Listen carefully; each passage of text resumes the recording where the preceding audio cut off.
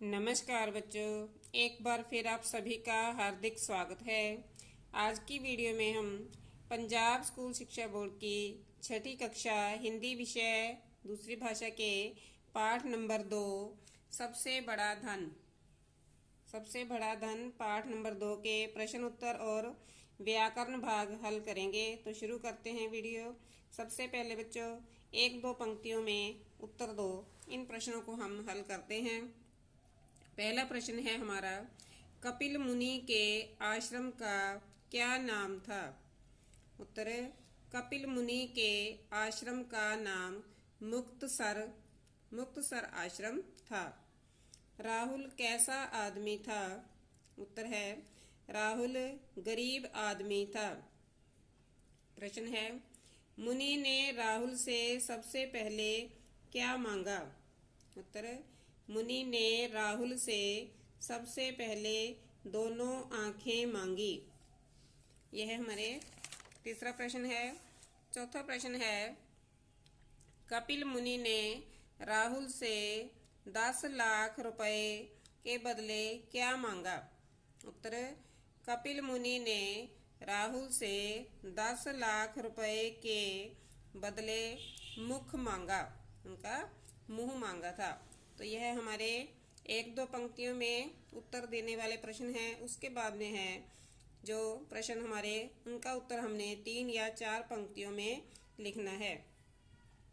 पहला प्रश्न है, कपिल मुनि द्वारा राहुल से दोनों आंखें मांगने पर राहुल ने क्या जवाब दिया?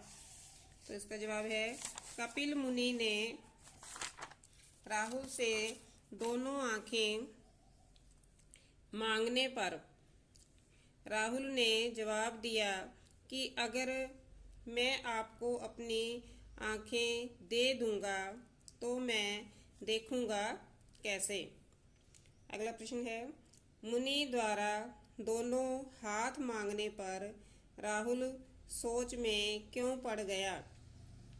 उत्तर, मुनि द्वारा दोनों हाथ मांगने पर राहुल सोच में इसलिए पड़ गया क्योंकि वह काम कैसे कर सकता था और हाथ देकर तो वह कुछ भी नहीं कर सकता था।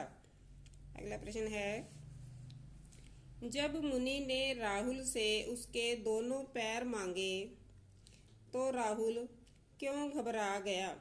उत्तर, जब मुनि ने राहुल से उसके दोनों पैर मांगे तो राहुल इसलिए घबरा गया क्योंकि वह पैरों के बिना चल फिर भी नहीं सकता था और न कहीं जा सकेगा और न ही कहीं आ सकेगा। उसके बाद में है प्रश्न, मुनि द्वारा 10 लाख रुपए का लालच देने पर भी राहुल ने अपना मुख उन्हें क्यों नहीं दिया? उत्तर, मुनि द्वारा 10 लाख रुपए का लालच देने पर भी राहुल ने अपना मुख उन्हें इसलिए नहीं दिया क्योंकि वह न ही खा सकता था और न ही पी सकता था। खाए पिए बिना वह जीवित कैसे रह सकता था। अगला प्रश्न, मुनि ने सबसे बड़ा धन किसे कहा? उत्तर, मुनि ने सबसे बड़ा धन स्वस्थ शरीर, तंदुरुस्त शरीर को कहा है। आगे प्रश्न है, कपिल मुनि द्वारा दी गई सीख से राहुल के जीवन में क्या असर पड़ा? उत्तर, कपिल मुनि द्वारा दी गई सीख से राहुल सब समझ गया और उसने मेहनत करनी शुरू कर दी। देखते ही देखते वह अमीर बन गया और इस तरह उसके जीवन में असर पड़ा। तो बच्चों यह हमारे हैं प्रश्न उत्तर। उसके बाद में है व्याकरण भाग में है, देखो, बूढ़ा जवान मोटा, पतला, पूरा, आधा। तो ये क्या है बच्चों? ये हैं हमारे विलोम शब्द। ये हमारे हैं विलोम शब्द। विलोम शब्द क्या है? विपरीत शब्द होते हैं जिनका एक दूसरे से उल्ट मतलब हो, अर्थ हो। तो इसी से हम विलोम शब्द आगे जो हमारे दिए हुए हैं, गरीब का विलोम शब्द क्या है? अमीर। जीवन, इसका विलोम शब्द मृत्यु, इसके साथ हम मिलाएंगे। पास, पास का जो विलोम शब्द है वह दूर है, तो हमें इसके साथ मिलाएंगे इसे। आगे है हमारा स्वस्थ, तो स्वस्थ जो विलोम शब्द है वह हमारा आएगा रोगी। आगे है बुद्धिमान, इसको हम मूर्ख के साथ मिलाएंगे। सुखी, यह है हमारा दुखी के साथ इसका जवाब होगा। यह हमारे हैं विलोम शब्द, विपरीत शब्द। उसके आगे है निम्नलिखित वाक्यों में से संज्ञा शब्द छांटिए और बॉक्स में लिखिए। तो संज्ञा शब्द क्या है? किसी भी व्यक्ति, वस्तु, स्थान, भाव के नाम को हम क्या कहते हैं? संज्ञा।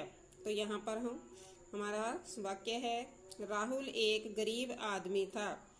तो इसमें संज्ञा राहुल, उसके बाद में है गरीब और फिर है आदमी। तो ये जो शब्द हैं गरीब, आदमी, इन शब्दों को हमने इन बॉक्स में लिखना है। गरीब, आदमी।